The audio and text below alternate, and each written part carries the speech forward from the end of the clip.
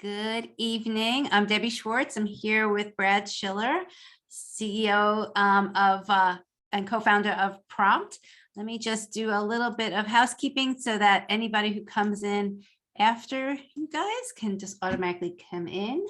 Okay, they should all be coming in. So tonight Brad's gonna talk about essays. He has a lot of good information to help you and your student understand what colleges are looking for in essays.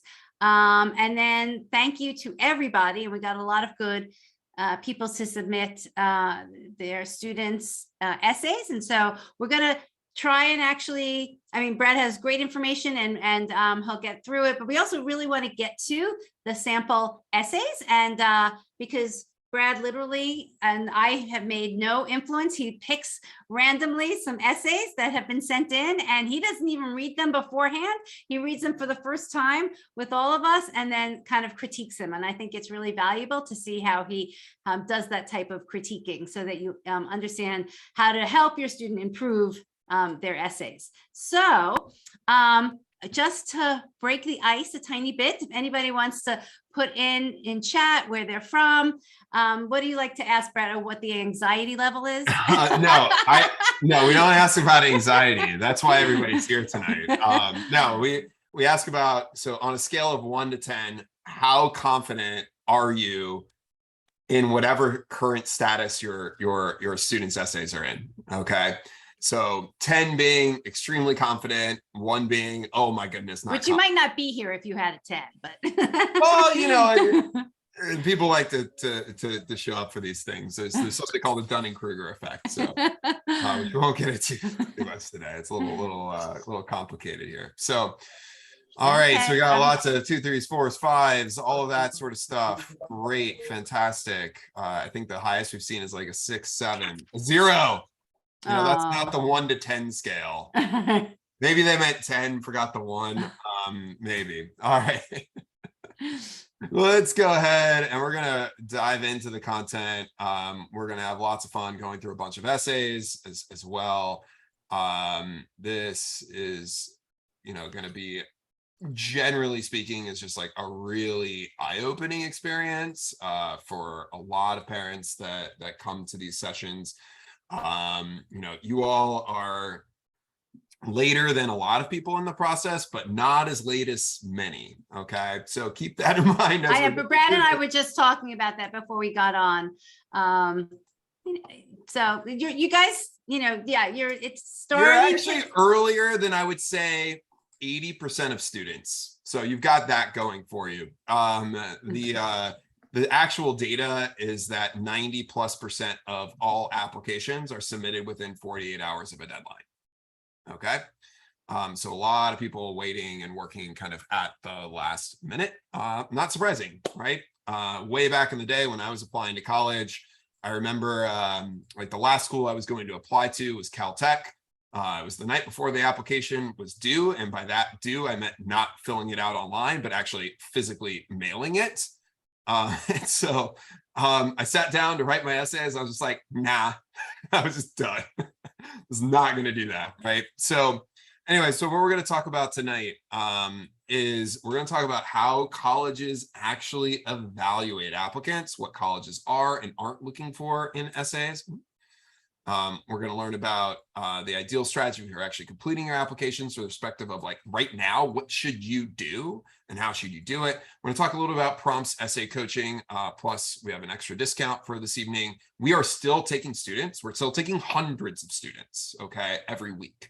And so if this is something that's of interest to you, you're not too late. You can go ahead and get started and your students will still finish their essays well in advance of the deadlines. Okay. And then we're going to do live feedbacks on some of the essays that you've submitted. Okay. So, but we always start with how colleges evaluate applicants. But just a little bit of background on me. My name's Brad. I'm the founder CEO of Prompt. We're the largest college admissions essay coaching company in the world. Last year, we worked with 6,000 students one-to-one, including hundreds of road to college families. And really like our mantra is like, we know that each student is unique, right? Each student has something that they can, there's a reason why they are applying to a certain set of schools. Okay. But what we need to do is, as a student, your entire purpose of your application is to prove that you're unique, special, and that you belong at that school, okay? And you have to do that through your writing. You have maybe sometimes 650 words, maybe a maximum of like 2,000 words across the entire application to prove it, okay? So this is really high stakes writing. It's stuff that, students have never learned in school, like writing concisely, writing clearly, writing about themselves, considering what their audience is, and that's what we focus on. We'll talk more about this later, but I just want to cover that. Okay, so let's first talk about what admissions officers actually care about. Why is this important? Because most students are writing for an audience that they don't understand what the audience cares about. Okay, so if your audience is admissions officers, you need to know what the admissions officers actually care about. How are you actually being evaluated? Okay, and there's a simple way that we put this, okay, which is you need to prove your student will succeed in college and after they graduate. Okay, that is the entire purpose of your application. As the Dean of Admissions at Emory says, college admissions is all about finding potential.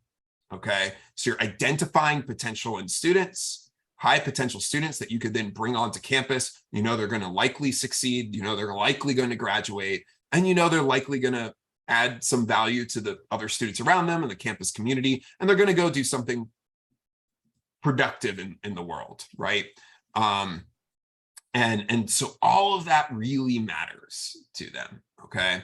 And this is what they're reading for, right? They want to know that your student's going to succeed in college, do well, get good grades, ideally, graduate, go do something productive in their lives, okay? That's what they're looking for. And so how do they do this, right? So the simple way to think about this is, we have this holistic admissions process, which means that we're not just considering academics, but also the personal side of the application.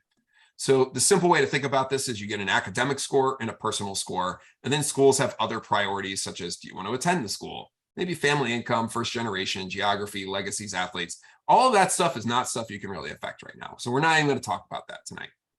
And guess what? Academics are pretty much set right now. Your grades, strength of curriculum, the actual high school you attend really matters. And then like test scores. So, you might be applying test optional, which is fine, SAT, ACT, but they're still looking at like APs, or if you have like IB scores, like that stuff does really matter to a lot of schools.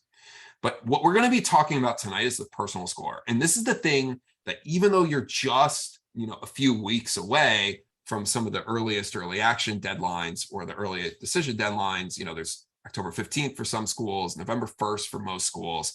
Guess what? This is the thing that you can affect the most right now, okay? Because while you have a lot of extracurriculars or different activities that the student has done, different experiences that they've had, how you write about them is what determines this personal score, okay? So what you write about, how you write about it in your essays, your activities lists, what gets included in recommendations, if you have an interview, all of that gets combined into a single personal score. And essentially, how colleges look at this, the simplest way to think about this is they take the two scores, you plot it on a chart, and the higher your academic and personal scores are, the higher your admissions chances. That's the easiest way to think about this, okay? But what's really interesting is this concept of a bar, okay? Which means that I'm going to talk about the academic bar. Once you have a certain level of academics, when you're applying to a school, that school believes that you are capable of being academically successful at their school. Once you're over that bar, you're in really good shape, okay? That's when the personal score starts taking more and more and more significance. Yes, if you're way over the academic bar, that's fine. We're going to take a look at some of the data associated with this, but there's the academic bar. Once you're over that, the schools are generally pretty confident that if you are admitted, you're going to be able to do the work if your student's admitted, okay? And what's really interesting about this is that when you look at the academic score, 4 in 5 applicants to pretty much every single school, Harvard, all the Ivy Leagues, MIT, Stanford, Michigan, etc., all of them across the board, 4 in 5 applicants are above the academic bar. at that school. Why is that? Because students self-select where they're applying by looking at their grades and their test scores, right? It makes sense because you're like, hey, what, am I going to be competitive for Michigan? Am I going to be competitive for Georgia Tech or Virginia or you name it, right? That's the thing that you're looking at. And so people are naturally self-selecting where they're applying. So 4 and 5 applicants actually get in, okay? And the easy way to think about it is 2 and 5 of those applicants have like sufficient academics, so just above the academic bar, and 2 and 5 are strong. Okay, almost nobody is what we call exceptional. Like you can have perfect grades, perfect like 5s on every AP exam. I've taken 20 of them, and you're probably still not a 5 unless you're like the world chess champion, at Harvard, for example. Okay, so but this is kind of like how it works. Now, on the personal score side of things, it's different. Only 1 in 5 applicants actually have a strong personal score. Okay, and students are still self-selecting where they're applying, also based off of their extracurriculars a bit. They're like, hey, I have really good academics. I do a lot of stuff outside of school. And they're like, I fit in really well here. Okay. But guess what? Even in that pool of really driven students that have really good academics, really strong extracurriculars, good extracurriculars, only 1 in 5 of those applicants actually score strong on the personal score. Okay. And what does that mean? What's interesting is that strong academics can increase your admissions chances by 3x. Strong non-academics, essays, right, increase your admissions chances by 10x. Now, the only reason why we have this data is because Harvard has legally been required to publish like thousands of pages on their admissions process. I've gone through all of them, really understood the admissions process. This is what it shows us, okay?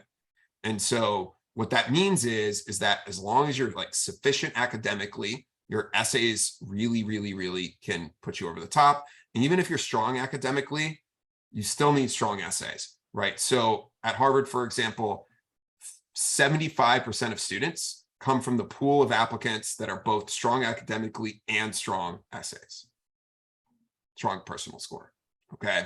And once again, as we just saw, only 1 in 5 students actually have a strong personal score, because that what comes down to that is the personal statement, is those supplemental essays. It's not just what you write about, but how you write about it. Okay, let's talk about when essays matter and when they don't. So really simply, essays matter more for highly selective colleges. So these are like Ivy equivalent type universities.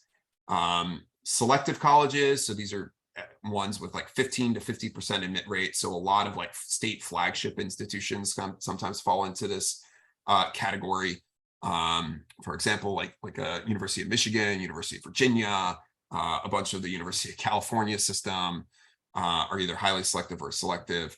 But what's really matters is like when your academics are sufficient, but not strong compared to other applicants. Okay. So for example, at Georgia Tech, they will take students that have just sufficient personal scores, but strong academics, because they just accept a lot of students, and it's a fantastic school.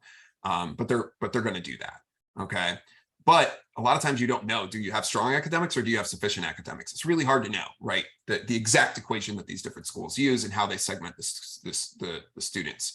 So as I always say, it's like, okay, if you're applying to a selective school or you're applying to one of these institutions, like it's best just to put the effort in on the essays, right? Try to have those stronger essays. Essays also matter more for large colleges where you're applying to highly desirable programs. For example, if you're applying to University of Washington in Seattle, if you're applying computer science, much more difficult to get into than many of the other majors, because guess what?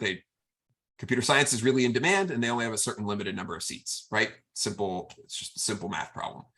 And then also large, desirable out-of-state destinations, right? University of North Carolina, Chapel Hill, for example. Those also like where essays can really matter. Essays matter less for these selective colleges where you have strong academics compared to other applicants. And then also large colleges where you're applying in-state or to less competitive programs. Okay, that's kind of the general gist of it. As I said, I like to share this information because a lot of times people get on here and they're like, actually, yeah, essays don't really matter that much. Great, that's fine. That's important to learn. But if you're unsure of it still, they probably are going to play, or they may play an important role in admissions.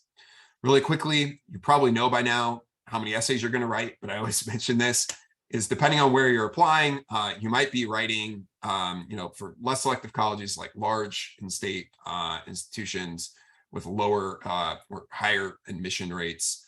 You might only write like the Common App personal statement, or you might write just a couple of other essays. But as you go, you might write 5 essays, 20 essays, 40 essays. We have some students that write 60 plus essays because they're applying to a lot of really, IB and IB equivalent type institutions. Okay. So there's a lot of work to be done here in a relatively short period of time at this point. And also with school going on right now, right? So, it's really important to do this efficiently, which we'll talk a little about later. So we're going to now go into what colleges are and aren't looking for in essays. And remember, right, the entire purpose of the college application is to prove that your student will be successful in college and after they graduate. Okay. And what's interesting about that is that's very different than what college students are actually being told. So when we look at essays later today, I guarantee you that what we're about to talk about, when we read the essays, we're not going to see that these students are proving that they're going to be successful in college and beyond with what they're writing about. It's not going to be related to what we call the 5 traits that colleges are looking for in essays, which we're going to talk about in just about 30 seconds. What's interesting is that most students are told that essays are about telling their story, or an admissions officer might say, hey, we just want to get to know you through your essays. That's incomplete information. Okay. And if you're doing this, you're probably then going to do it wrong because you're not actually understanding what the audience is looking for. Because really what it is that essays are about telling your story that proves you'll be successful in college and beyond. Okay. That's what they're actually about. So let's talk about the 5 traits colleges look for in applicants. But Debbie, before we do, is there anything else that I should hit on? No, kind of quiet. I guess I'm just getting too good at this. Right. You normally just interrupt me like all day. No, I actually think you've kind of gotten it very well succinct in terms of. I'm sure I missed some things I always do, but less important things. All right. So let's talk about the 5 traits colleges look for in applicants. If you're going to take a picture of something this evening of a slide or whatever, this is the one.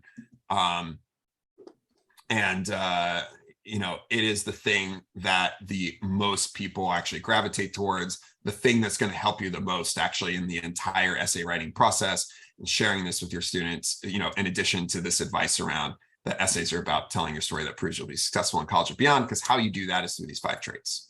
So I'm going to spend a few minutes on this slide because it's really, really important to talk about each of these 5 traits and why they're important. When we go through the essays later, we're going to identify which of these 5 traits are within the essays or not. And then we're going to talk about how to strengthen them. Okay. Like that's a huge part of what we have to do. So first trait is drive. So these are students that push themselves to succeed no matter how long the odds, right? They're going through challenging or difficult situations, and they're not like just passively sitting by, letting stuff happen to them. No, what they're doing is they're taking actions that actually better their situation and better their result, and they come out a better person. Okay. Now, a challenging situation does not have to be one where you actually are in a life-threatening situation or something that a lot of people would normally consider something challenging for students at a young age. It could be something as simple as, okay, you just really were interested in a certain topic and you wanted to learn about it. Okay. And you really had to be driven in order to do that. Or you decided to like build a robot, right? Or decided to code something, or decided to like write a book, or decided to start a blog, or decided to become a YouTube star, whatever it is. Like these are all kind of challenging or difficult situations. Okay. And you can write about that and the actions you took and how you learned or how you got to some sort of outcome. And that is really compelling content. Why do colleges love driven students? It's because students that are driven, when they come across a challenging situation in college, which they're bound to do, they're just going to push through it. Okay. A lot of college admissions officers refer to drive kind of as grit, right? So perseverance, being able to overcome these challenging situations. When I was talking to the Dean of Admissions, Stu Schmill, at MIT a number of years ago, we were talking about the 5 traits. And the thing that, really stood out to me that he mentioned is that, look, his entire applicant pool is full of driven students. But what he is looking for are students that are unusually driven. Okay. So that means that when you're reading through those essays, that you're identifying students that are not just driven in one situation, but driven in one situation. Then, hey, they're driven in another situation, and another one, right? So literally every single thing that you know about the student is that they're exceptionally driven. And not only are they accomplishing small things, but they're having massive impact. Okay. So they're the ones that are taking like their speech and debate team from like the entire team is finishing in last place, but by the time they're a senior, like the team's now in second place. Okay. Because they're helping all the other students. Like these are like just unusually driven students, right? And that's what they're looking for. The second is intellectual curiosity. So these are students that love learning just for the fun of it in their free time to gain a deeper understanding of different subjects or topics in which they're interested in, okay? Colleges love intellectually curious students because they're going to be willing to learn, right, during college, right? They're going to find different subjects, topics they're interested in, go in deep, learn outside of the classroom. And also these self-learners, guess what? They're the lifelong learners. They're the ones that are going to be successful after they graduate as well, okay? And a lot of students miss this. A lot do. And the reason is because what's normal for a student, like learning about, music, writing their own music, learning about, writing online, whatever it is, right? That's normal for them. And they don't realize that that actually differentiates them from other applicants. They don't even realize they're being intellectually curious. That's just something they're interested in. And it's really important to be able to identify this because colleges love this trait in students. They love it so much that at Emory University, their personal score, they actually call it the intellectual curiosity score. Okay. That's how much colleges are looking for this trait. Third, initiative. So these are students that are really entrepreneurial. A lot of times this is more leadership. They're not willing to accept the status quo. So basically any group of people they're a part of or any organization they're a part of or anything that they see, they're identifying problems or identifying, they're like, hey, I can make this better. Here's how it could be better. And not only are they identifying it, they're actually acting on making it better. Okay. Colleges love people that take the initiative because when they're in college, they're making the school's community better, right? They're going to leave the school better than when they came. Okay. And that's really valuable to schools that are selling a lot on like the school's community and selling a lot on that network of people that are within schools. Fourth is contribution. So these are students that no matter what group of people they're a part of, that group is far better as a result of that person being there. A lot of times these are like the people that are like the super connectors, right? The people that like everybody loves and gravitates towards. Colleges love these students because these are the connective tissue on campus across like a disparate group of people, right? These are the people that make that campus community work. And not only that, they're the ones that make a lot of the alumni community work, right? So they love identifying these students that are going to be like an outsized important presence, on campus, and leading, not necessarily in a formal role, but kind of as a leader kind of amongst students and that students look up to and they go to in times of need. And then the last one is kind of the diversity of experiences and interests. Okay. So colleges don't want to just have the same exact type of student, right? Instead, what they want is they want students that have a bunch of different life experiences, different interests, different ways of thinking about the world that can add unique perspectives to the student body. And, therefore people can learn from each other, gain new insight, form deep connections with people that are from different backgrounds, different experiences, different interests. This really matters to colleges. The example I always use is at Harvard, when you apply, you're mentioning what do you want to kind of the types of career that you want to go into. And well, Harvard, you're not applying to a specific major, right? You can switch majors while you're there. What you want to do really matters to them. So much so that from 2015 to 2019, if you wanted to go into medicine, your admissions rate was only 4%. If you wanted to go into be a teacher, your admissions rate would be 12%. Okay. Because they don't want everybody going to Harvard to go into medicine, right? This is also why, like at the University of Washington, it's more difficult to get into computer science. A lot of people want to do it. Okay. But as a school, they want to educate people that want to do a lot of different things. Okay. This is really important to understand. I'm not saying, hey, you want to go into medicine, but write about how you want to become a teacher, right? You can kind of spot that, right, in an application. Or like, hey, you want to do computer science, but you're going to write about something else, right? I'm not saying to do that. What I'm saying is be aware, right? Be aware that it really matters kind of having these differentiated interests. So when we read through essays, we're going to be trying to identify these traits. And the other thing that I'll mention is you don't have to cover all 5 of these traits in your essays. You want to focus on your 2 to 3 biggest strengths. Okay. Now, a lot of times, naturally, these traits will show up in many different experiences, but one of the traits will usually have bigger prominence. And you can write about one of these traits in one essay, or two of these traits in one essay, and then a different essay focus on other traits. But a lot of times for students that are unusually driven or unusually intellectually curious, what they're going to do is they're going to focus on that trait in multiple essays, in multiple different experiences. Okay. As I was saying before, what admissions officers, especially at these more highly selective institutions, are looking for is students that are students that are kind of unusually driven or unusually intellectually curious compared to other students. Okay.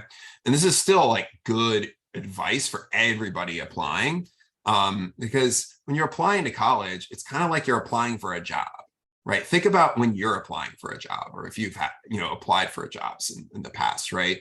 You want to focus on your strengths, right? Somebody's going to hire you based on your strengths and being able to do a particular job. Right. And this is the particular job of a student on a particular campus, right? Involved in that community that's eventually going to be an alumni of that school. Okay. So you really want to focus on your strengths. Okay. All right. Any questions on that came in, Debbie? Honestly, no. Yeah. All right. We'll keep rolling. Going. We got to get to but please feel free to ask questions. Yeah, we're going to take some questions as we get into before we get into the essays as well. So please drop those into the chat. There's always a lot of stuff kind of related to this. But a couple of other really important things. So what did we just learn, right? We learned that the entire purpose of this application process is to prove you're going to be successful in college and beyond. You need to hit on these 5 different traits, right? So actually the content you're writing about and how you're writing about it is what actually matters. So that means content, clarity, readability are really critical. Creativity and beautiful prose are not. If you think of the 5 traits, being able to write an analogy that sounds really cool has nothing to do with them. Okay. Maybe if you're going to be a creative writing major, fine, great. Like, go forth, right? And be a little bit more creative with your essays. But the challenge is that so many students are going online, seeing examples of essays that read really well, that are being held up at these shining great examples of college admissions essays that have really cool analogies, metaphors, great prose, language, whatever it is. And guess what? That's not the reason they got in. Okay? Because if you actually read the essays, you might identify traits related to one or more of the 5 traits. Okay. And that's really what's happening here. But the examples of essays that people will read online have students believing that they need to write really creatively with great narration and all of that sort of stuff. And that is false. Okay. It's just verifiably false. And even talking to the admissions officers, if you ask them, like, what's the most memorable essay, they're probably going to mention something that was fairly creative because they're reading like thousands and thousands of these a year, right? But guess what? The people with the solid essays get in just as much, if not more frequently, than the students that have like the creative, type essays. And the problem with the creative essays is that the students with the creative essays generally don't focus on these 5 traits enough. Okay. So their content usually is weak. They're wasting words on creativity, not on proving they're going to be successful. Okay. Final thing, there's no such thing as a bad topic, provided it relates to one or more of these 5 traits. So very frequently you hear, don't write about sports, don't write about band, don't write about theater, don't write about community service, don't write about mission trips, whatever it is, right? And generally speaking, for most of those students that are doing those activities, that advice is probably pretty sound, because a lot of people that write about sports don't write about it related to the 5 traits.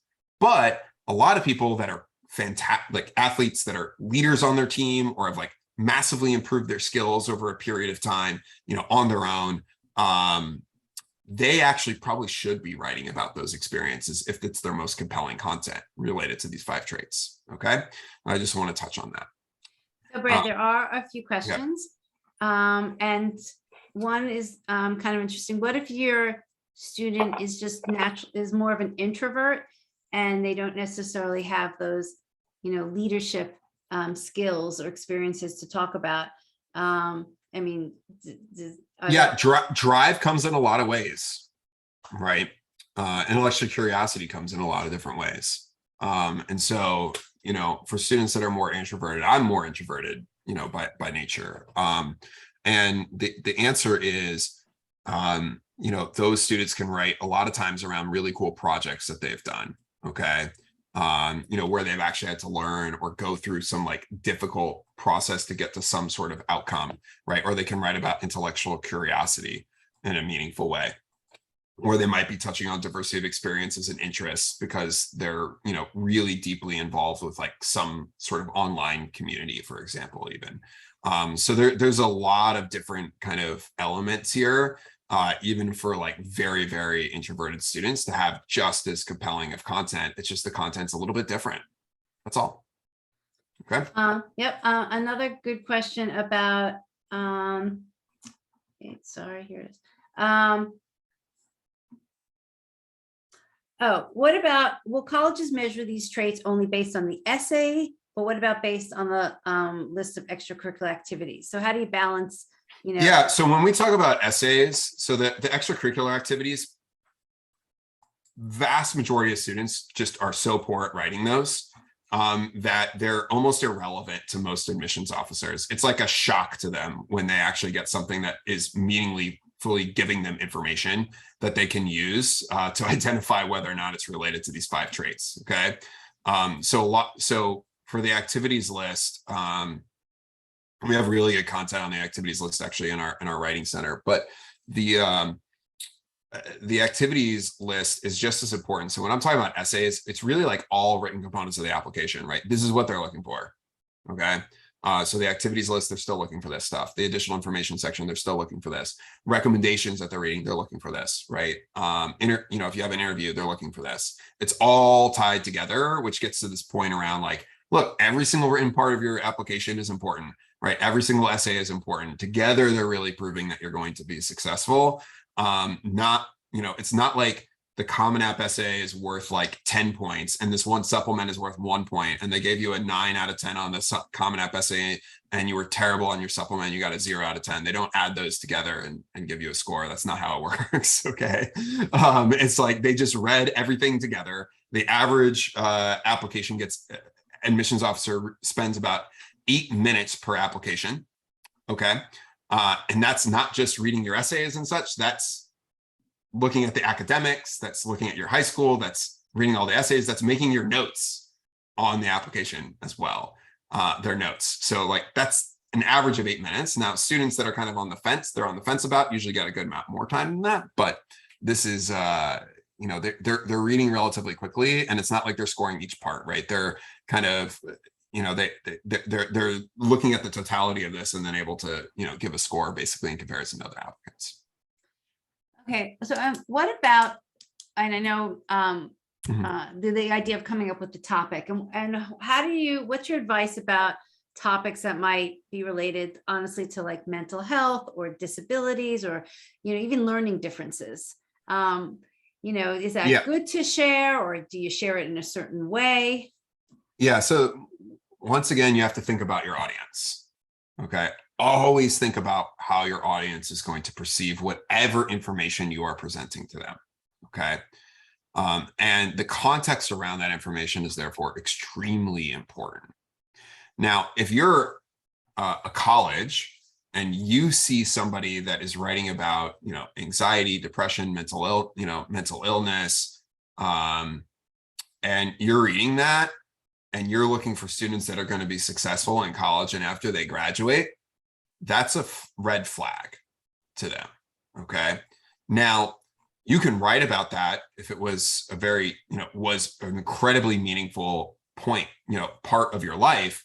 But what you need to show is that that may be a challenging situation that you had a lot of drive, through, or had to take initiative or contribution, or these different traits, and that you've actually taken actions to put yourself in a much better position now, where a college will say, yep, this student's going to be successful here. They're going to they're going to be able to graduate and they're going to be successful. Okay. That's what you need them to believe. And so the same thing goes with learning disabilities.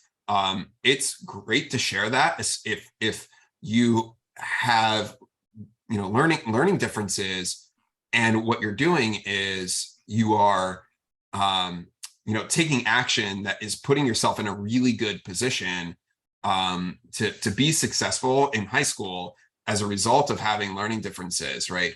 A lot of extremely successful people have learning differences, but what they have done is they figured out how to make those kind of like a superpower of theirs, right? Like, how do you actually like work and are, looking at things and doing things in different ways, and so just writing about learning differences from the perspective of, I have learning differences and it's it's very difficult for me to do X, Y, and Z. Then a college will look at that and say, okay, well, is the student still going to be able to be successful here? Okay. That's how they look at it. And some will say yes, because they might have really good programs to help students with learning differences and all that on campus, but many might say no. Right. And so you really just have to think about, like, how is the audience going to perceive this? What do they actually really care about? And then how do you write the content with the right amount of context around it, to relate it to these different traits? And sometimes, like, it may not go in an essay and it might go in an additional information section to explain some like grades, for example, or, for a period of time, etc. Right. But you need to show that you are, this is not going to be, a risk for you to be successful in college and graduate. Okay. Okay. Good advice. Okay. That's all we got for now. Yeah. All right. So let's talk about how to work on your applications. So right now, so the answer is, what's really interesting is that basically a lot of students don't work on their applications correctly. Okay. This is not surprising. But what most students do is they will look at the Common App essay prompts, they will pick one, and then they will figure out a topic to write about. Then they will look at some other essays they're supposed to write, and they'll be like, oh, what should I write about for this other essay? And then they'll do that. And then at the end of the day, there's a lot of content that they should have covered on the application that they didn't. Okay. That's what happens. Right. So instead, the right process is to start with identifying and planning all of your content that you're going to use across your applications. Okay. Then what we do is we match that content to each of the essays you need to write. So we'll write the Common App essay first on the most compelling content that student has, and kind of go through and really hone the content and the drafts and just get that essay done. Then you'll move to complete application by application, right? So don't say, hey, I have to write 5 YS essays. I'm going to write them all at the same time. That's not a good strategy. And the reason why is because if you write one Y essay and don't do a good job of it, now you've written a bad job for 5 different YS essays that you're now going to have to fix all of them. Okay. So you want to work application by application. And this also means that it makes it clear that you're not going to miss some of the important content that you've planned. You want to make sure you match that up with each essay or each part, additional information section, or each part of that other application that you are filling out. Okay. And this is really important. So you finish one application, you'll have really good essays for that one. Then you do the next application. And what you'll start seeing is that some of the content that you wrote about for some essays apply to other essays for other schools. Now, you usually have to make some modifications. You might have to make it shorter or longer, or modify it a little bit so it actually answers the prompt, but you start seeing these different connections across different essays for different schools, okay? So that's basically how we recommend working. This process, which we go through with students, massively decreases the amount of time that students take to complete their applications, and then also substantially improves the quality of the content that they're going to have in their application. Okay, so I'm going to talk a little bit about prompts essay coaching. Some of the stuff that we talk about here will probably be helpful for you, even if you decide, keep working with the student on your own, or if you have a family member that's working with this with your student. But we're going to talk about kind of how we work with students. Okay, and basically our mantra is like, we want to make your students' application impossible to ignore. Okay, think about it. We just learned most students in an applicant pool are very similar. Okay, their applications read very similar. It's very hard to differentiate between them. Within, here's similar academics, here's similar extracurriculars, here's the 2,000 words that they all wrote. It's kind of similar. Like, you want to make sure that you're differentiating yourself. So we're the highest rated, most recommended application essay coaching company. 98% of the students we work with get into one or more of their Reach Your Target colleges. 3 and 4 actually get into at least one Reach college. We have a 4.9 out of 5 on Trustpilot. Over the years, we've coached more than 30,000 students. 250 high schools actually recommend us, and our pricing, if you compare it to comparable services, we're half the price or less. Okay. We also have free resources for students that are eligible for free and reduced lunch programs. I'm going to show you how to access those in a bit. But here's the biggest value that we provide.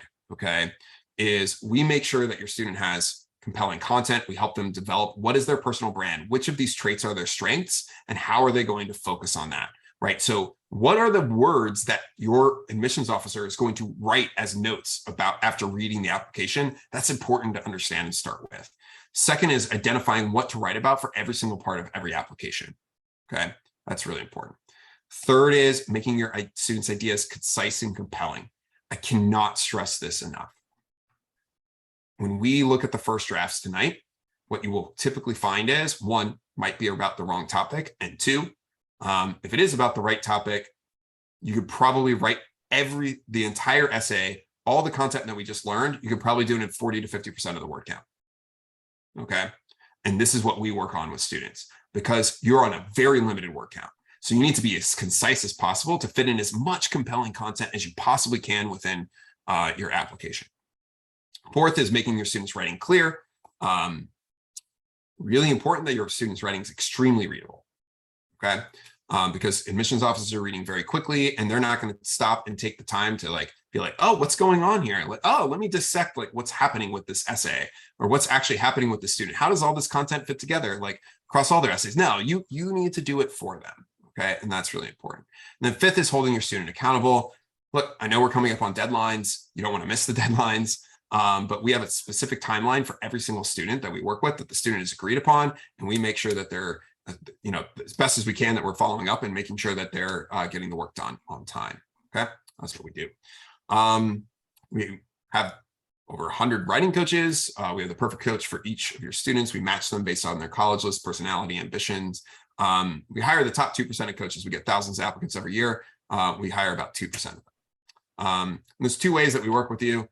One is one-on-one coaching, which is our most popular. You get an application advisor to guide you through the process, and an assigned writing coach. That's an unlimited product where you can get as many reviews on as many essays as you want, which we'll talk about, video coaching calls, etc. And then we have small group boot camps for the Common App essay or UC personal insight questions, okay? Where we have these 2 1.5 hour sessions. Every student gets personalized attention, and they get 2 rounds of feedback on every draft. As I said, the vast majority of people do the one-on-one coaching, which we're still taking students for. You can just work with us on the personal statement. We have an extra discount tonight for an extra 50% off tonight and tomorrow. I highly recommend you do this if you're considering this at all. I think it's a great deal. And if you're not fully satisfied after your first coaching call, you get a full refund. Okay, it's a great way to just work on your Common App essay, getting that done, apply Texas or some other personal statement essay as well. Okay. But we also have kind of support on unlimited support on all of your applications for either 3 schools, 6 schools, or all of your schools. And those have an extra $50 to $100 off tonight only as well. And tomorrow, and then we have, full, it's like a second discount for tonight and tomorrow, and then all of discounts end on Monday. Okay. Highly recommend this. A lot of students that are applying to early action or early decision are doing these kind of complete application packages, especially if they're applying to like Ivy equivalent type institutions, or like highly selective schools that are like from University of Michigan, Virginia, Georgia Tech, UNC, list goes, UCLA, UC Berkeley, list goes on and on, right? But this is something that we're really good at working with students on, and we really help students tell their most compelling, stories and content in a way that's going to prove that they're going to be successful in college and beyond. All right, let's go to some essays. All right, but before we do that, I'm going to show you a couple of cool tools that you can utilize. So this is the prompt landing page for Road to College. You can come here and you can check out and get some of, look at our coaching, for example, and look at our kind of one-on-one coaching and different options that we have there. The other thing though, where you could book some time for us to call you. The other thing that you could do is you can actually access free resources from us, okay? By clicking here, or you can just click sign up here, okay? And those free resources are fantastic. You can guide your student through brainstorming kind of all of their essay content. So we have this application plan, which helps them brainstorm, identify which traits of the 5 traits are the most compelling to them. And then they can brainstorm different experiences kind of related to all of those traits. This is what we have all of our students go through before we start kind of coaching them. This is something that you can also go through or have your students go through on their own, okay? We also have this really cool tool called Under My Schools, where you can add any school that you're applying to. And we have a list of every single essay for every single school. You can, come in here, for example, and see, like for Columbia University, all of the essay supplements that you need to write for Columbia University, and any extra essays that you might need to write, such as if you're applying to the School of Engineering, for example, we'll have extra essays. Okay. So those are tools that are just available to you, by just going to prompt.com/road-to-college. Highly recommend doing that. We're going to take a look at some essays now, but are there any questions, Debbie? Actually, Dawn has raised her hand. Dawn, I thank you for if you want to unmute yourself and ask your question. This is Dawn Jerome. But if it was done by accident, that's fine. Okay, so a few questions, Brad. Somebody I'm just correcting you, but I actually put it in chat. You by accident said 50% off. It's $50. No, $50 off. Right, yeah, right. Yeah, definitely not 50% off. We don't. Number one, we don't do that. But number two is like it's late in the year. Like it's we're getting really close to the deadline. Sorry, it's $50. Yeah, $50 off. Definitely not 50% off. And you'll see that all the prices are on prompt.com/road-to-college and the discounts associated with that. Okay, so Deborah has a question. Are colleges, university interested in hearing about students that have examples of rising above adversity, such as abuse, abandonment, experiencing exposure to illegal activities or major life events? That's a good question. So that's like a little bit out of the norm of a type of, experience. Yeah, I would say that, there's, once again, there's like, you have to think about like, okay, how is sharing this information going to be useful to my audience as they're thinking through whether or not I'm going to be successful in college and beyond? Okay. And the answer to that is, in certain situations, such as, dealing with abuse and those types of things, is like, what did the student do after that? Okay. And like, how did that change kind of their actions that they have taken in life? and their perspective, on life as well, right? So it's not just about perspective, but it also is like a lot about like actions that they have taken. Okay. I know a student a number of years ago felt very strongly that I worked with back when I used to work with a lot of students, about sharing her story related to that. And it was very compelling. And she ended up getting a full scholarship at University of California, Berkeley. But it was a situation that like it made sense for her to share some of her story, just based off of the other experiences later that she was talking about, because she wanted to provide that context. And how she did that was within like a sentence. Okay. Just to kind of lay the ground for other things that she was going to talk about later. Okay. And provide that as like context for those other things and the actions that she took. But it's very challenging. And you want to approach it in a very specific way. All right. Okay. We'll Yep. take some essays. Yep. Let's go for essays. All right. I'm going to do this one first because the title was, I'm not going to get into college. I haven't read the essay at all, but I just saw the title of the document and I just thought it was very entertaining. And just to remind people, I'm going to put it into chat again. As Brad's reading the essay, think about the 5 traits. Yeah. So drop in the chat the 5 traits you're looking for. Which of them are we kind of seeing here? The other questions that we always ask, so it's like basically what did we learn about the student, so kind of related to the 5 traits. What didn't we learn about the student that we wanted to learn, and how can we make the content more compelling, structure in some cases. All right, I'm going to read this out loud. Generally speaking, if you ever hear me kind of stumbling over my words, that's a good spot that probably should have been revised. Okay, because that indicates that or like I'm slowing down with my reading. Those are things that kind of indicate that it's not as readable or clear as it should be. Okay, so we're going to start. Sitting at my desk, a calculator in one hand and a pencil in the other, I stare at the ceiling, wondering what I want to do with my life. I constantly think about this. However, I already know how I want to live my life. It's not a rigid list, but rather a value or way of life. And it all started in the summer after my 13th birthday on a trip to Costa Rica with no parents. We're here, the tour guide yelled as the bus stopped in the middle of the rainforest. The weather has been pleasant for the past few days, yet it just had to rain today. Hopping off the bus, I shivered as the trees swayed gently in the drizzling rain, causing a slight breeze. Mud already covered my brand new sneakers, the third reason I never enjoyed hiking. The fallen leaves crunched underneath my shoes as I headed down the narrow, muddy path to my doom. Yellow and orange birds circled above the canopy of trees as the tour guide led the way to the waterfall. The first thing you need to know is that you'll be controlling your own harness, the guide said. Then everything was a blur. Those words continued churning through my head. As I continued down the trail, I heard a faint noise of a small stream trickling through rocks. A few minutes later, it sounded like a power washer cleaning a driveway. Now it was a razor blade cutting through the rocks. The waterfall was swirling and surging over the cliff, devouring its previous victims. I was at its next.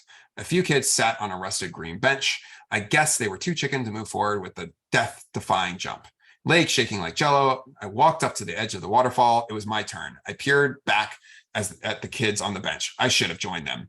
I carefully stepped into the harness, one leg after the other, another, feeling my face heat up while attempting to wipe the tears from my eyes. The rocks at the bottom of the waterfall felt like they were getting farther and farther. Tour guides at the bottom scurrying like ants. I planted my feet at the edge of the cliff as the waterfall roared underneath me. I stared at the bottom one last time before I was supposed to jump. Why would I look down? That never helps in any movie. It wasn't too late to chicken out. Yet, if I don't jump, will I ever get the chance to do something like this again? I can't live my life regretting something I had the opportunity to do. That thought secured my fate. I took a deep breath and started trembling. However, I wasn't trembling in fear. I trembled in anticipation. I could already feel the wind beating around me. A slight smile crept across my face as I grabbed my harness, bent my knees, and jumped. I soared into the air at the speed of light, flying like Tinkerbell and the bright colored birds. My hair zoomed from one side of my face to the other and in front of my eyes as the wind rushed past me.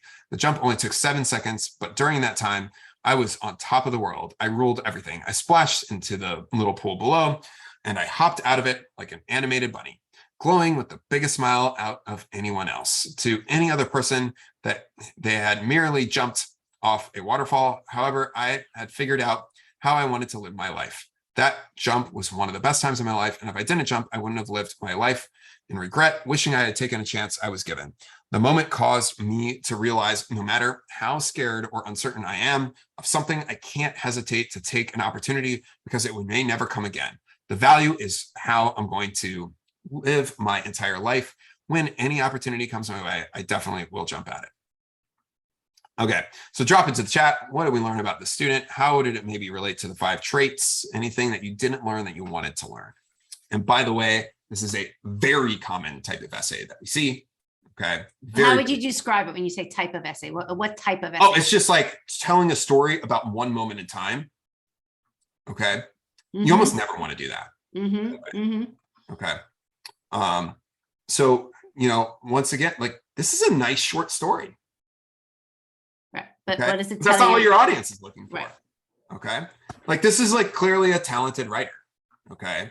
So people picked up on it. You want me? Let me read some of their comments. Maybe too much description. We're not learning enough about the student. No takeaway. I'm already tuning out. Too long. Beautiful prose, but you're right. Not learning much about the student.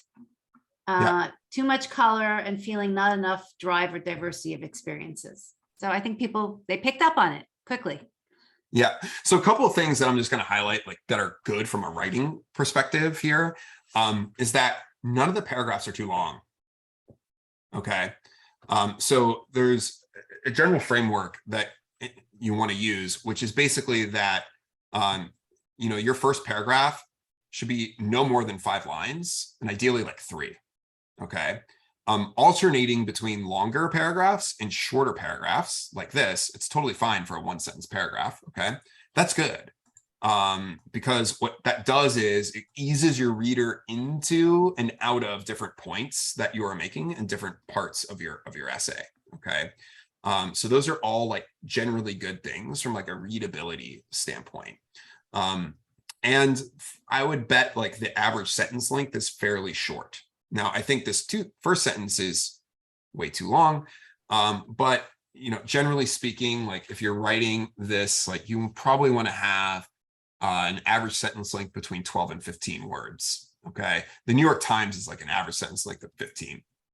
Most students, because they want to seem smart and intelligent, are writing like 20 plus average sentence length. And by the way, that just makes it really hard to read and nobody wants to read that. Okay. Especially when you're trying to read and understand stuff really quickly. So I just want to mention that like that's a good part just in terms of whoever wrote this. Like there's some good things from a writing style perspective that are useful for readability. But the biggest thing here is like, I just didn't learn much about this student. I learned nothing related to the 5 traits, not a single thing. Okay. And what this person is trying to do is trying to use like a literary device of like setting up some suspense here of like, oh, how did they actually like, what value did they walk away with? Right. But I'm just left thinking and be like, can you just tell me what the stupid value is so I can like actually like read the essay while understanding what I'm supposed to be looking for? Okay. So the challenge here is like what I call like guiding the reader, right? Or foreshadowing. So whenever you watch like a really good movie, generally, the end of that movie before you even watch the movie, right? Within the first few minutes, how the movie's going to end.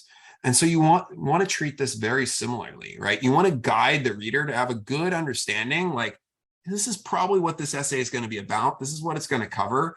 This essay, maybe it's about, moments in life that they were like unsure about taking, right? But they did it anyways. And here was the result of that. And that can be like a very interesting and compelling essay.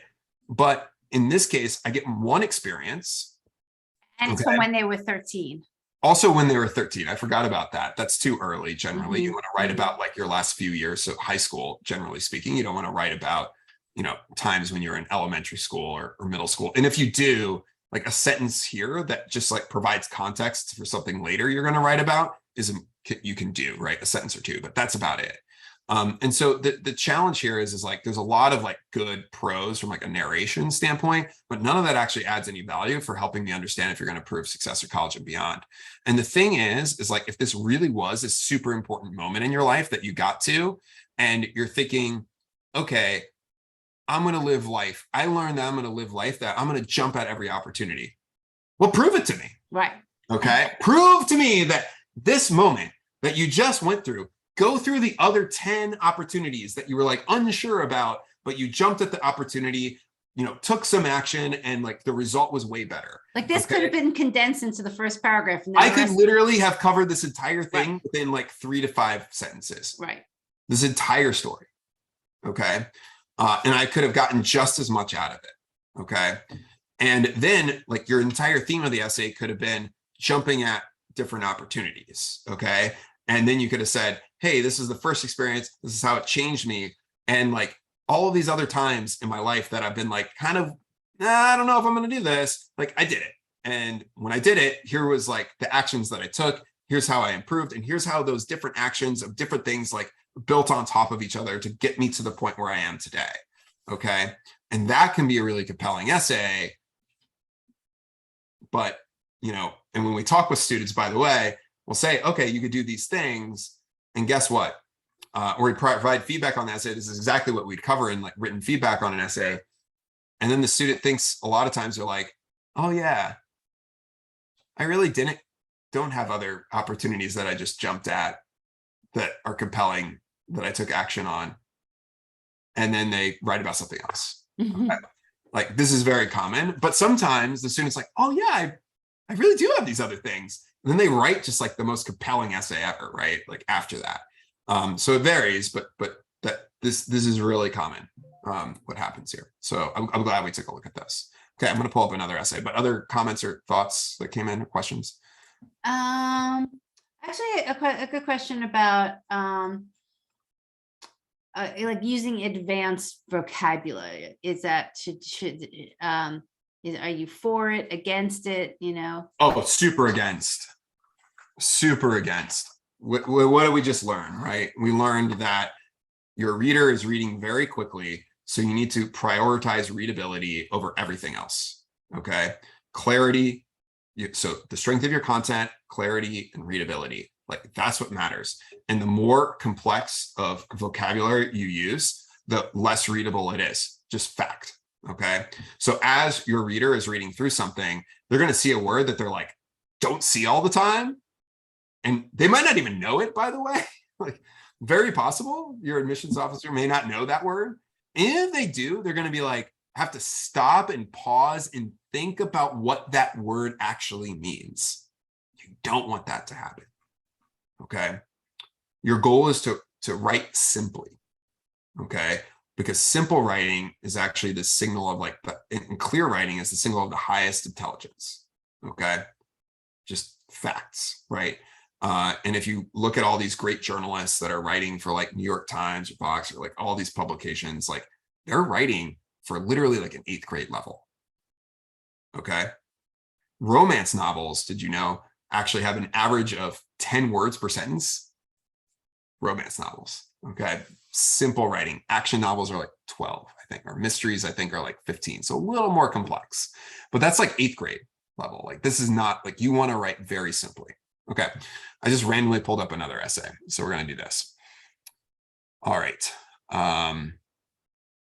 We'll do this one. And then I think somebody sent in a couple of shorter supplemental essays. So we're going to take a look at those just so that way we get a little bit of a lesson on like how to approach those essays as well. Okay. The smooth glass pebble sunk down into the glue.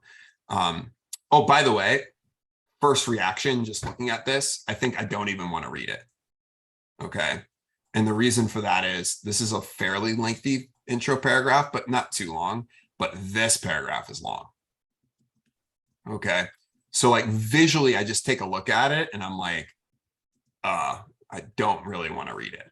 Okay. And if I've read like, I don't know, 50 applications today already, think about that and you're like, oh, they may really not want to be reading this. Like they're getting a little tired. Okay.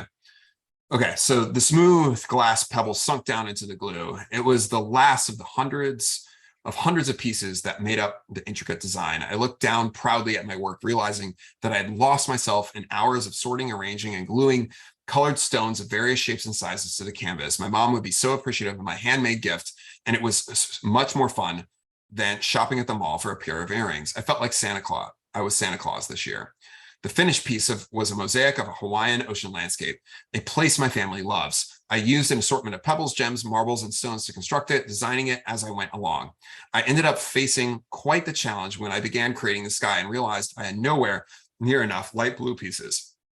I had already finished half the sky, and there was no way I could start over or get more pieces in time. I panicked for a second when all of a sudden an idea popped into my head. I could fill in the left side of the sky with a building that overlooked the sea. Knowing that my mom likes architecture with a great deal of exterior glass, I chose the perfect tiles to resemble a sleek glass building that would fill up the remainder of the horizon. It turned out differently than I had originally envisioned, but it was way better this way.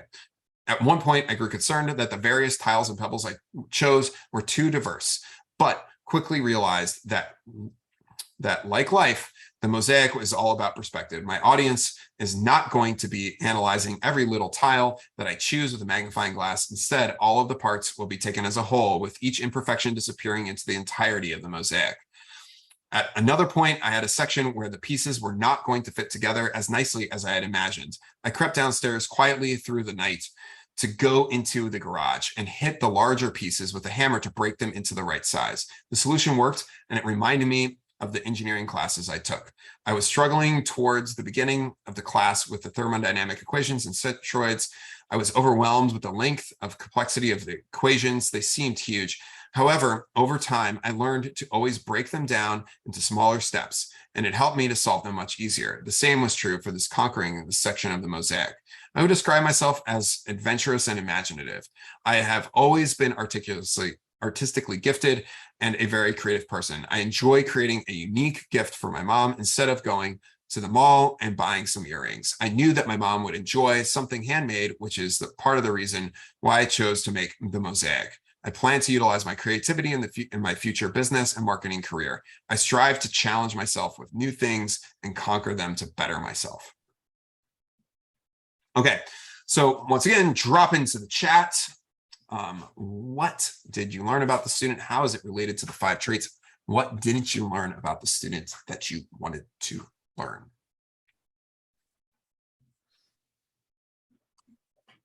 Okay. So a few comments. Somebody said that the writer should have started the engineering talk sooner, maybe sooner in the essay. Overall essay sounded, it was too descriptive of what they were doing. Let's see, it's same concept, extra words that aren't needed. They didn't really show or tell much about themselves. So that they basically, I can tell she's a thoughtful and caring person, but doesn't convince me that she will be successful. Yeah. So here's the thing, right? Is that the mosaic is interesting because it does show some initiative, right? Some like, hey, they're doing something on their own, maybe a little intellectual curiosity, right? For example, but it's like a drop. Okay. And when you have a lot of drops together, you get something big, right? But this is one moment. Okay. One smaller experience. And this student has thermodynamic equations and centroids in here. Interesting. Granted, it's a class, so it's not necessarily what did you do outside of class is usually how I like to frame it, because then it shows more kind of, you're not being forced to do something. It shows more of like self-learning and intellectual curiosity. But then why are they even talking about engineering classes when they want to go into business and marketing? Okay. It was kind of a weird tie. I was like, oh, maybe they should write about more. Oh, I would love to know more about like how they're using creativity and like actually like building or making things like engineering wise. And then I'm like, well, that's not related to what they want to do at all. Okay. And you don't even want to mention business and marketing career unless you've like maybe done something or had some experiences or moments that kind of relate to why you might want to do that. okay, is usually like helpful in this type of essay. But the real thing is that you have to think through is like, is this the most compelling thing about you? Okay, is creativity, you being like very creative, the most compelling thing about you? And if that's true, then you must have a lot of different instances of being creative. Okay, and then is this one in particular the most like fit within those most creative experiences? Okay, because being really creative can show a lot of like intellectual curiosity and some initiatives and drive. Like it could show diversity of experience. It can show a lot of the traits, but just having one of these, which might be something that, you know, when did this even happen, right? Was this when you were 12, 10, like 6? Like it's unclear as well. But maybe you're using a hammer, so it's a little later in life, you know, breaking some glass or whatever it is. But you know, all of those things like really matter right here. And I would bet that, you know, this mosaic piece of this where you know, the challenge that you had is kind of interesting, but it's not like a substantial challenge. It was more of like, okay, somebody just kind of figuring stuff out along the way. So I could see keeping it in or removing it. But overall, this mosaic experience, if it's one of like a multitude of like creative type things that the student has done, you know, that's something that's probably like could probably fit within 3 to 4 sentences. Okay, like the way that I approach most of these is I look for, okay, what is really compelling about this? And then I read through and I literally pick out what are the actual compelling points that I have to have in order for somebody to understand what is going on. Okay. And in this case, I'm not going to do it right now, but in this case, it's like a very limited number of things to the point where you would probably have 4 points. So in other words, you could probably fit that in 3 to 4 total sentences, and everybody would get the gist of like, okay, this is what the, you know, the student did with the mosaic. Okay. And this is what it meant to them. And this is how it relates to other creative things that they've done. So, Brad, I don't know what your timing is tonight, but, and I do think it would be very worthwhile to read through the sample supplement we got. But there are a few people asking, do you have a good essay you could read through as an example? I know you do. I don't know if you have your hands on it. Yeah. Let's see. So I would still go through this why first. don't we do like show of hands? Okay. So on the screen, we're going to do 2 choices this evening. Either one, we're going to look at a supplemental essay here, or a couple of them, and we're going to talk about like the approach to supplements. Okay. Or 2, we can look at a you know, an example of like a good essay. Okay. And so I want you to put your hands up if you want to look at the example of a good essay, because that's like the different thing that we've planned. And I want you to keep your hands down if you want to look at the supplements. Okay. Okay. And Debbie, you're the one that is going to decide. I think we have a lot of hands up though. I think you have a lot of hands up. That's interesting. Okay. Okay. Yeah. Okay. Let me, I'm going to stop sharing my screen for a minute. Debbie, should I share like a first version and a final version? If you have it, yeah, really quick? Yeah, I'll pull up the essay associated with that, just so you can see like how much progress a student can make. Yep. And even like the final version's not perfect, but this student that I'm going to share, she got into UPenn, UMichigan, Berkeley, like a bunch of different you know, institutions. She ended up going to the University of Michigan. She was from Michigan. Which, you know, better, you know, great instinct. Accidentally pressed something. Oops. All right. Let me find it real quick here.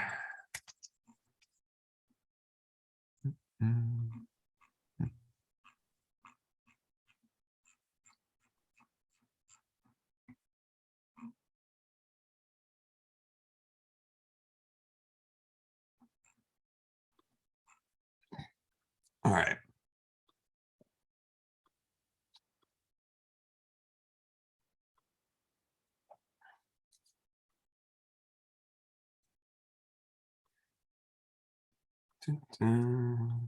Okay. Cool. So what you're going to see here, by the way, is very similar to what we had just read in like the last two essays when we take a look at this first draft. Okay.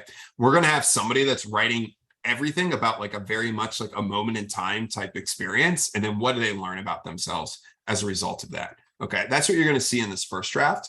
And in the final version of this, you're going to see that students still applied that same concept, but all of a sudden that content like is now like 30% of the word count. And then she was able to fit in just so much more. Okay. And it all ties together pretty nicely in the end. Okay. So this is what I call the burrito essay because it's about making a burrito. We'll do I'm going to read this first draft. I'm going to talk a little bit about like the things that jumped out to me as I was reading this. And then we're going to take a look at the final draft and look at like how much it improved. Okay, cool. And if you have any questions about anything, just keep dropping them into the chat. We'll take those as we go. This will probably take 10, 15 minutes in total to get through, but it's something that's a really fun experience. You can also put your hand down now if you want to. Right. Okay, because we're doing it. All right, cool. Okay, looking down, I saw the pieces of shredded pork starting to fall out of the gaping hole. The woman gawked at me from the other side of the food bar as I tried to think of an excuse. Her choice of fillings was awful. How could she expect me to wrap over 2 scoops of 3 cheese queso and shredded pork without at least half the filling squirting out? I'm new, I blurted, using the exact same excuse I had given at least 50 previous customers. I can see, she replied. An awkward silence followed, and I knew I had to save her dead burrito. It was my second week at my summer job at Qdoba Mexican Grill, and my lumpy, soggy burritos were a daily routine. I couldn't understand why I struggled so much with making burritos when I was succeeding in a tough course load. I understood the first part of folding it like a dumpling, but rolling the burrito was a whole other story. No matter how hard I tried, the burrito would rip open, fall apart, squirt out liquid, or better yet, all three as the end result. It was horrendous. I used to cringe every time someone asked me for a burrito because I knew that the end result was not going to be pretty.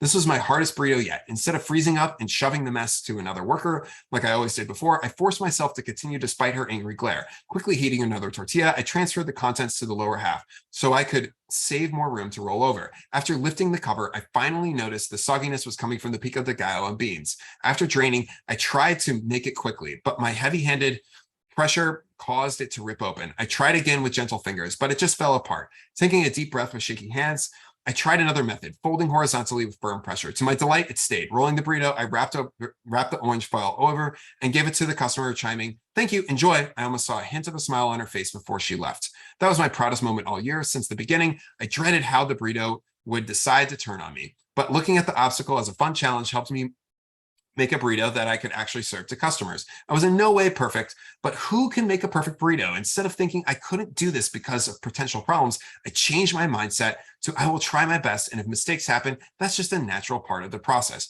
Just like the different burritos I have made, I will encounter many different challenges that I will need to adapt to. Even though the bigger challenges carry greater potential for mistakes, the reward is much greater, not just for me, but for other people. Sometimes the whole process is just as if not more rewarding than the end product. Working for the answer is more enjoyable than having it automatically given to me. I never underestimate a potential challenge, no matter how small. Those may even be the hardest to stay focused on. I look at mistakes as opportunities to grow and find a better way. I look forward to challenges, big or small, that I will face not just in college, but life. Draining the distractions and little problems will help me overcome challenges more easily. How can I adjust my teaching so people understand what glomerulonephrititis and projectile motion are? Where does the 8-mile Kensington bike path continue? Life is going to throw many more lumpy burritos at me, but I know what next step will be. Okay. So as we saw, right, with the other essays, this is like one of those single moment in time. Let me tell a really nice narrative with some like metaphors and some like really nice descriptive language and that sort of thing. Okay. But at the end of the day, I kind of learned that this student is, okay, she solved this burrito problem. She's working a summer job. That's good. But that's about it. Okay. And instead I see like, this is also very common, like waxing philosophical, right? Where they're like, hey, here's what I learned about myself from this experience. Here's how this applies to maybe other parts of my life. But they don't actually talk about how it applies, how they actually put what they learned into practice in other parts of their life. Okay. Or, hey, this student's like a good problem solver, really driven. What other places is she really driven? And so when I read this, especially like the first time that I read this, the thing that really jumped out at me was this: how can I adjust my teaching so people understand what glomerulopathy and projectile motion are? It's like, what? That's not related to the essay at all at hand, but that's really interesting. She's teaching these things? Like, what's going on there? Okay. Where does the 8-mile Kensington bike path continue? Why does that matter? How does that relate to the student? See, when you're reading stuff, a lot of things pop into your mind of like, what happened here? What's going on? Right? What didn't I know? You know, what do I want to learn? You're thinking like, hey, I'm going to learn this thing. And then you just don't learn it. Okay. And you don't want that to happen. All right.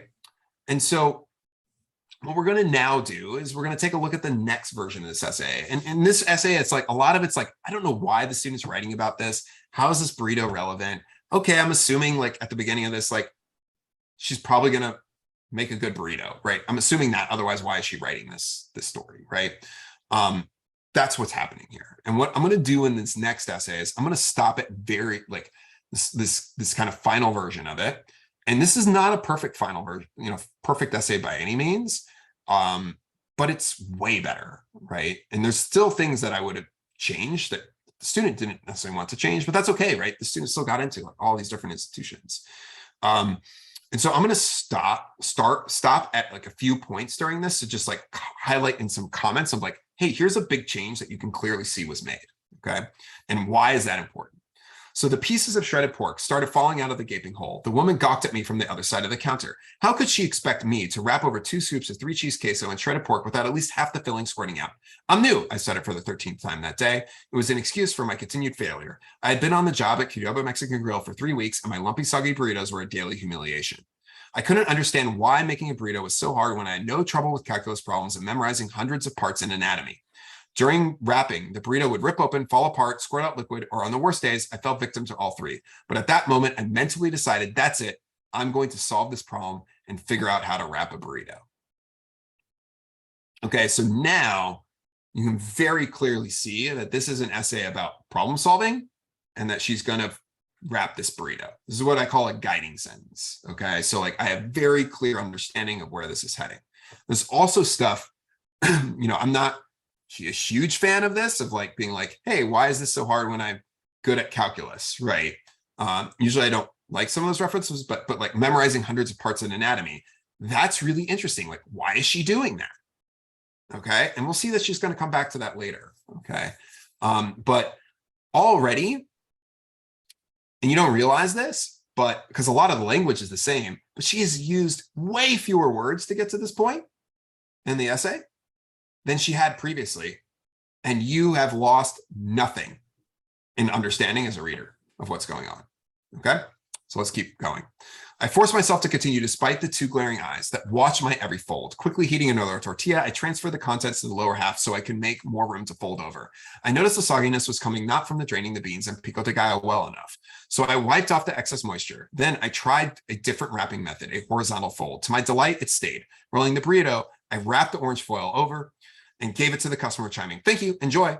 I almost saw a hint of a smile on her face before she left. After that day, I continued to find little improvements in my burrito making career and happily helped a new worker named Jasmine with properly positioning and smearing the guacamole and wrapping it over. Let me pause here. This is all new, okay? And what does this do? It shows that she continues. So it provides like a look to the future, right? With one sentence. And actually where it's like, hey, I actually kept improving. I kept getting better at this, right? I was always looking for ways to improve, number one, and you believe her, right? You believe that she actually did that. And then number two, she helped another worker, another new person, right? And that's showing some contribution right there, right? So within very few words, I see a lot of impact that she's having. That is this continuation of her burrito stuff. And now she can move on to another topic.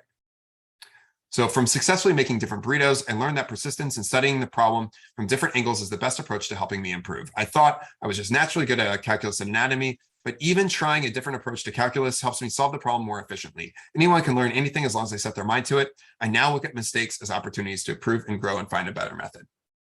Okay, this is a paragraph the student really wanted to keep in, or content she wanted to write. I actually think this paragraph is completely unnecessary.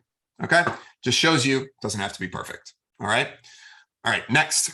I look forward to future challenges that I might have to solve using a different methods. Draining the little problems will help me more easily create a solution. As Health Occupation Students of America, HOSA Pathophysiology team leader, my responsibility is helping my team members learn about diseases and preparing them for competitions. I used to provide written notes from the book, but I saw that many of them struggle to understand what glomerulonephritis because it is so similar to other urinary diseases like nephritis. I decided to test new approaches to teaching the material. I matched pictures with diseases and made a polycystic kidney using bubble paper and played a Be the Doctor game. I discovered that learning with written notes and memorization worked for me, but that interactive learning through games provided both my team members and me with a deeper understanding of the material. My strategy made an impact. My team scores went from 60% to 90% on quizzes, and 2 of my teammates placed as finalists at the state leadership conference.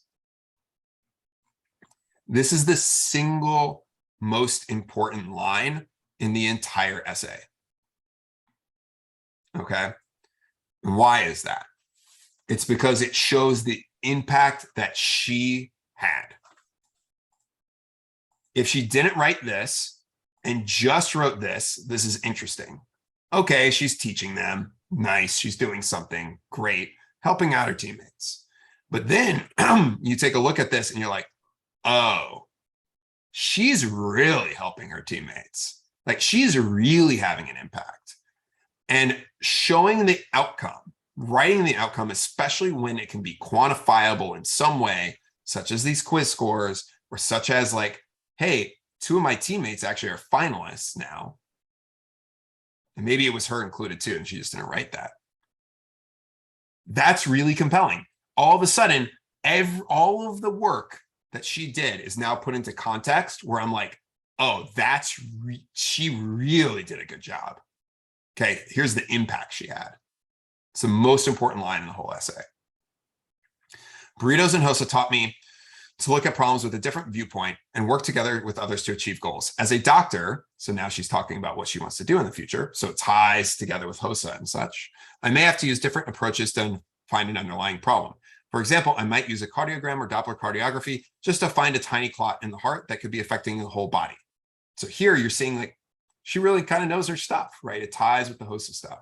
I also need to work together with the patient to find the best treatment. Okay, so that's a good realization. Life is going to throw many more lumpy burritos at me, but I know how to improve. That's it. Okay, and so what you see here is she took this burrito story, which she felt was really important to her. Okay, and who's to say it wasn't, right? It's a good story. And she took that word count and massively reduced it. And you can't even tell. Okay, you get the same feeling, actually a better feeling now, especially because she kept improving. She had the, helped another worker. It's way clearer, like what, that this is about problem solving. And then she moved into this HOSA thing, which is like fantastic and also ties to like the whole problem solving, theme, right? It's like you see she's driven, intellectually curious, takes the initiative, a lot of contribution, diversity of experience. She actually hits on all 5 of the traits here. Okay. But I would say like the real strengths that you're seeing here are initiative and intellectual curiosity. Okay. Like you really see those kind of coming through very well. So Brad, this essay showed, which somebody had asked a question about using technical terms. Should you not? What's the? Yeah. Like if you don't have to, like, I don't actually have to understand those technical terms to actually read this essay. Right. So who cares what glomerulonephritis is? Okay. Like I can still understand the essay. I don't know what the heck that is. Okay. All I know is that this is like, it actually helps me understand because it puts me in the situation of like her teaching HOSA, her team members. So actually I like that, right? In this usage, because I don't need to know the definition. I don't need to know what that is to actually understand this, right? And you can do that similarly with like different engineering or maker type things or whatever it is. Like that is possible. What you don't want to have to do is like rely on the reader needing to understand what that word means in order to actually understand what you're trying to say.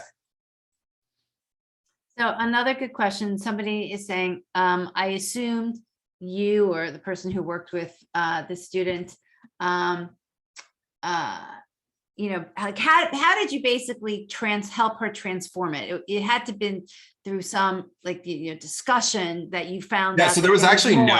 no discussion here. It was just written feedback. Let me pull up actually some written feedback. Although I think we would have gotten to a better place if we had actually talked about it. This is like from way back in the day when we also only used to do written feedback and you couldn't talk to our coaches. So this is like from like, I think like 2015 now. I'm pretty sure the student's graduated. Maybe she's even a doctor now. It's been a while, right? So this is a long time ago. But let me pull that up so you just see like how do we even like approach this. And okay, let me pull this up. Yeah, let me share my screen. That's a great question. Mm-hmm. Okay, so you see here, this is all blue text. This is our commentary on the essay. And so what you see here is like, we're talking about what do we learn about the student? And like, how could you make that better? Like, feeling substantial opportunity to leave on the table for more of what you are. You're facing challenges and needing to adapt, but you're not including other challenges you've already faced and overcome. Okay. Then we get into what didn't we learn that we wanted to learn, right? And so like, what is the theme of this essay, right? And we're actually like mentioning like, hey, maybe it's like you're a problem solver because you can kind of see that in the essay a little bit. So we're pulling that out. And then how does this translate to other parts of her life, right? And, we actually say this in the final paragraph, they have a couple of questions, right? And can they expand on this teaching thing, for example? Then we look at this from a structure perspective. So we actually provided an example outline using the burrito story, and different, like, we don't say, we're like, hey, there's a multiple paragraphs. So you have different sections, right? So how you solve the burrito problem, what other experiences you solved that kind of relate to this. And then like, how is this conclusion done and like tied to that life story? So if you actually look at the second draft of the essay has almost all of the elements of the final draft that you just saw. Okay, we made that much improvement between the first and the second draft. And then the subsequent drafts, like the third and fourth draft the student did, because I think, actually they only needed to do 3 drafts, really was focused on like refining language and making it clearer. Okay. And spotting little areas that you can continue to improve the content a little bit more. Okay. Like that's where that kind of came in. And usually when we get a first draft of an essay, we rarely provide grammatical edits on it because there's going to be such substantial change that needs to be made to the essay that we want to focus mostly on the content and structure. And then we'll focus more on clarity of actual sentences and writing and redlining and subsequent essays. Subsequent drafts. So here's a question about format. Is there like, and there people are asking particularly that there was double spacing in the essay you just showed. Does any of that matter when you bring it, when the essay? Yeah, so the answer is like formatting does matter, right? We were just like always put spaces at least between paragraphs. Don't have a paragraph without a space between them. Okay, don't do that to yourself on any essay.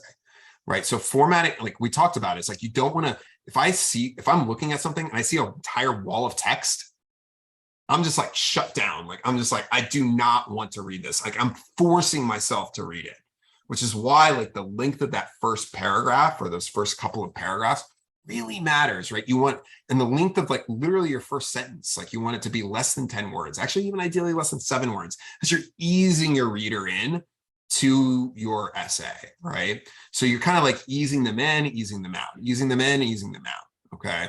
And this is like a very important trick, and even like varying your sentence lengths as well, right? So these are things that kind of keep the reader more engaged. And so formatting really does matter. This one is double spaced. I think double space is a little excessive sometimes. But I like, maybe, 1.2 to 1.5 spacing basically between lines, and then entire, spaces between paragraphs is really valuable. And then there's a question about, and there's been several discussions in the chat about length. We know it's 650, how much of a hard, Yeah, so the ideal length of a 650 word essay is 650 words. Right.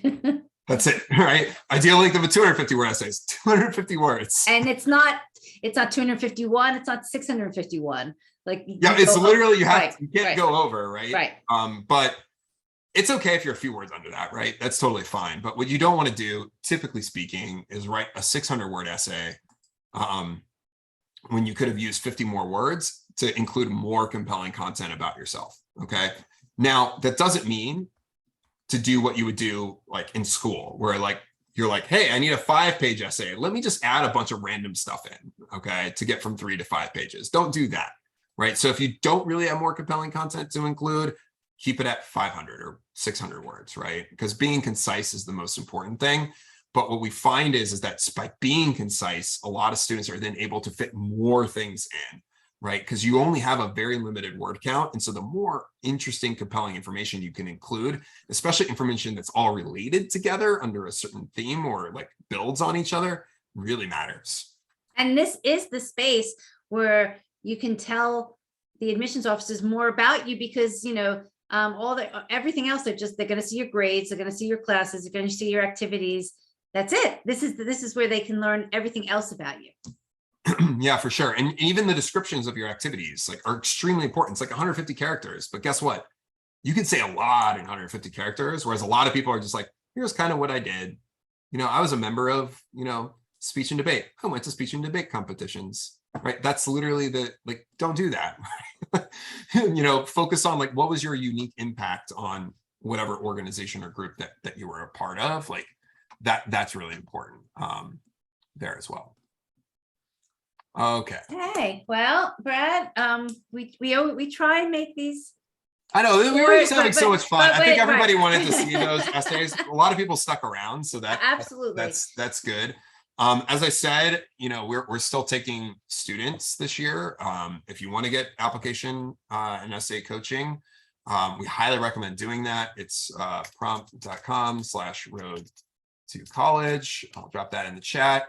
Oh, wait, somebody sent me a direct message, so it's saying that I need to have me respond to that person with that instead.